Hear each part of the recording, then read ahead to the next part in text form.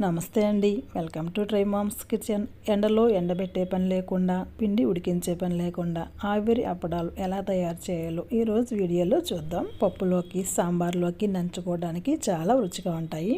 తయారు చేయడం కూడా చాలా ఈజీగా తయారు చేసేయచ్చు. ఈ వడియాలకి రేషన్ బియ్యం అయితే బాగుంటాయండి. మీకు అందుబాటులో లేకపోతే ఏ బియ్యం అయినా పర్వాలేదు. అలాగే ఈ వడియాలు పెట్టడానికి కొలత కూడా అక్కర్లేదు. ఒక గ్లాసు బియ్యంతో చేస్తున్నానండి. గిన్నెలోకి బియ్యాన్ని తీసుకొని శుభ్రంగా కడిగి నిండా నీళ్లు వేసి 10 నుంచి 12 గంటల పాటు నానబెట్టాలి. నేను ఒక నైట్ అంతా నానబెట్టానండి. అలా బాగా నానిన బియ్యాన్ని నీళ్లు వంపేసి 1-2 సార్లు శుభ్రంగా కడిగి మిక్సీ జార్లోకి తీసుకోవాలి. ఒకేసారి నీళ్ళు ఎక్కువ వేయకుండా సరిపడా కొద్దిగా వేసుకుంటూ మెత్తగా అయ్యేలాగా గ్రైండ్ చేసుకోవాలి. పిండి గ్రైండ్ చేశాక అవసరమైతే నీళ్లు కలుపుకోవచ్చు. ఇదిగోండి, ఇలా ఉంటే సరిపోతుంది. ఇప్పుడు ఈ పిండిని జాలి గరిటెలో వడకట్టుకోవాలి. ఇలా వడకట్టుకోవడం వల్ల బాగా మెత్తని పిండి కిందకి దిగుతుంది. బరకగా ఏమైనా ఉంటే పైన జాలి గరిటెలో ఉండిపోతుంది. ఇప్పుడు ఈ పిండిలో 1/2 టీ స్పూన్ ఉప్పు, 2-3 ఎండుమిర్చి మిక్సీ జార్లో వేసుకొని కోర్స్గా తిప్పితే ఇలా పొడి పొడిగా అవుతుందండి. 1 స్పూన్ ఇలా ఎండుమిర్చి ఫ్లేక్స్ వేసుకొని తురిమిన కొత్తిమీర కూడా ఒక గుప్పెడు వేసుకోవాలి. ఇవన్నీ పిండిలో బాగా కలిసేలాగా కలుపుకోవాలి. అలా కలుపుకున్నాక పిండిలో నీరు ఏమైనా కలపాలా లేదా అని చెక్ చేసుకోండి. గరిటెకి ఒక లేయర్ లాగా వస్తే కరెక్ట్గా సరిపోయినట్లు.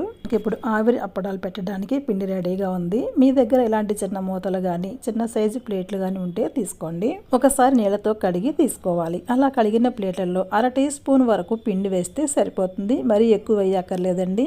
పిండి వేశాక ప్లేట్ని రౌండ్గా తిప్పితే పిండి పల్చగా పరుచుకుంటుంది. ఇప్పుడు స్టవ్ ఆన్ చేసి గిన్నెలో సరిపడా నీళ్లు తీసుకొని మరిగించాలి. మరుగుతున్న నీళ్ళ మీద ఇలా చిల్లున్న ప్లేట్ పెట్టుకోవాలి.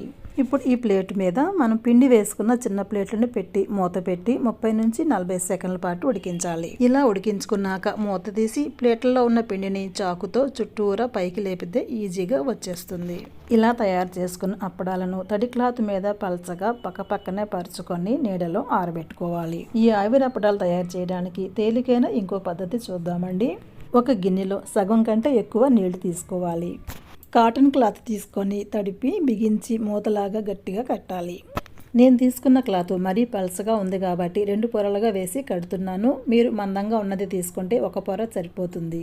మీరు చూస్తున్నారు కదండి, ఏదైనా తాడుతో బిగించి గట్టిగా కట్టాలి. అలాగే మిగిలిన క్లాత్ స్టవ్ మీద పెట్టినప్పుడు మంటకి తగలకుండా జాగ్రత్త పడాలి. ఈ గిన్నెని స్టవ్ మీద పెట్టి మూత పెట్టి ఆవిరి పైకి వచ్చేంత వరకు మరిగించాలి. ఇదిగోండి, ఆవిరి పైకి వస్తుంది. ఇప్పుడు మూత తీసి పిండిని బాగా కలుపుకొని సరిపడా పిండి వేసి దోశ మాదిరిగా పరుచుకొని మూత పెట్టి 30 సెకండ్ల పాటు ఉడికించాలి.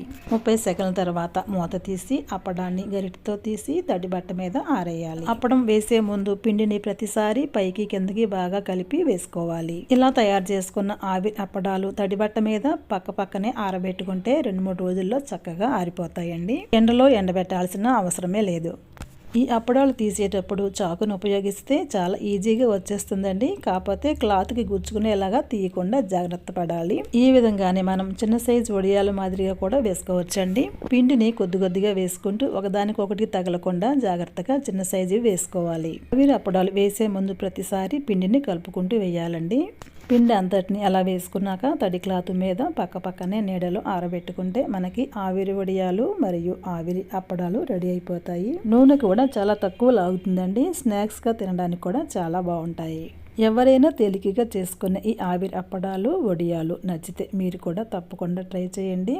ఈ వీడియో నచ్చితే లైక్ చేయండి, షేర్ చేయండి. Try mom's kitchen channel subscribe చేసుకోండి.